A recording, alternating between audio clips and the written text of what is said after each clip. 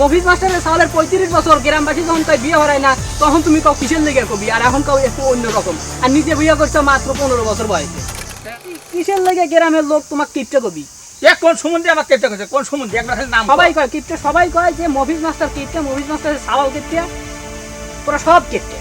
কোন সম্বন্ধে কইছে একবার খালি নাম ডাকো আমার সবাই কয় কয়জনের নাম মফিজ মাস্টার কারো খায় না পড়ে রে সেটাই তো তুমিও কারো কাছ থেকে খাও না আমিও কারো কাছ থেকে না কিন্তু ওরা কিপটে কিসের লেগে কবি না কেপটা কিসের জন্য কবি খালি নাম ডাকো আমি একটু হিসাব করে চলি হিসাব করে চলে এটা কেপটা কয় না কম দুঃখে মনে হলো আমি বাড়িঘর করতেছি না জমি জমা করতেছি না আমি সব কেপটা কবি কিসের জন্য হ্যাঁ নামটা একবার খালি নাম ডাকো কয়জনের নাম কব আমি আমার কি গ্রামের ব্যবহার করছে আমার কিসের জন্য কেপটা কয় কিসের জন্য আবার ওই কয় যে মফিজ মাস্টারের সাওয়াল এখন লায়ক হয়ে গেছে বিয়ে দেয় না এই জন্য আমি অবশ্য টাকার কষি বুঝছেন আমি কষি হলো আমার আব্বা আমাক আজ বিয়ে দিবি কি 5 বছর পরে বিয়ে দিবি আমার বাপের ব্যক্তিগত ব্যাপার সেটা তার ব্যক্তিগত ব্যাপার তোমরা কেউ নাক গলা বেড়াইছো না আমার আব্বা যদি চায় যে 5 বছর পরে বিয়ে দিবি আমি রাজি বাধ্যগত সন্তান আমি ঠিক আবার যদি সে বলে আগামী কল্য বিয়ে দিবি সে তাও বিয়ে দিয়ে হালা দিতে পারে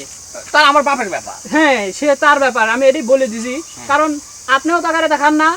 আমরা আমরা আমিও হ্যাঁ তাহলে টাকারে কি সেটাই তো তাহলে ওই তো এখন আমি কইছি যে আমার আব্বা চালি কালকেই আমাকে বিয়ে দিবার পারে এখন ওই তাহলে যদি সেটাই হয় আমি চুলদারি তালি আজকে বিকেলে কাটা আসি গা মানে ওই যে চুলদারি কাটাবো কিসের জন্য তুই আবার বোঝেন নেই তোর কথা তো আমি ঘাড়া খুঁজে পাচ্ছি না তুই ঘাড়া দেখতেছি অন্যদিক নিচ্ছ তুই আমাকে এসে করলু যে আব্বাকে জরুরি কথা আছে মমতাজের গান শুনতেছিলাম খুব আরামে এখন তুই নানান তেনা বাসা লয়া কার বিয়ে হয়েছে কার সাওয়াল হয়েছে কে গাইল পাইতেছে ও বাবা সব খুলে তুই চুল কাটতে যাবো তার মানে তুই কি বিয়ে করার জন্য প্রস্তুতি নিচ্ছ রে না বা আসলে ওই ওইসে কি বোঝই তো এখন না আমি তো বুঝবার চাচ্ছি যে তুই তো আমাকে ঘুরিয়ে বিচার নিজের বিয়ের কথা জানাবে চাচ্ছ সাফ সাফ শুনে রাখ সাফ সাফ শুনে রাখ এই মফিজ মাস্টারের পোলা মফিজ মাস্টার এই যুগে এসে অত সহজে বিয়ে করাবি না গরুর গোস্তর কেজি জানিস গরুর গোস্তর কেজি 800 টাকা কেজি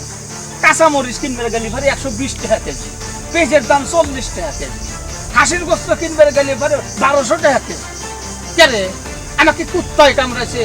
নাকি পাগল এসে আমার মাথায় স্যাপ দিছে যে আমি ওই খায়া কোম্পানি তো বিয়ে করালে গরুর গোস্ত কিনে নিয়ে এলাকাবাসীর জমদের খাওয়াবো কত পাগল তো আমি হইনি এখান থেকে যা তো কি বয়স হয়েছে রে হ্যাঁ তুই কেবল 35 বছর বয়স এখন তুই বিয়ের উৎপত লাগাচ্ছ মনে করিস না এই মফিজ মাস্টার তো বিয়ে করাবি এই তুই জরুরি কথা করবি না তাই না এখান থেকে সর মেজাজটা গরম করিস না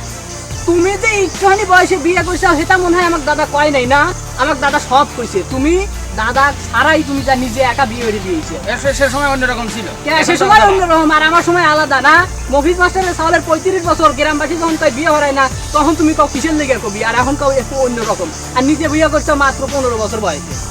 তখন কিন্তু দাদার না জানা যে বিয়েটা করছিলাম তোর দাদার কি 5 পয়সা খরচ ছিল রে গরুর বস্তুর দাম কি 800 টাকা ছিল ওই সময়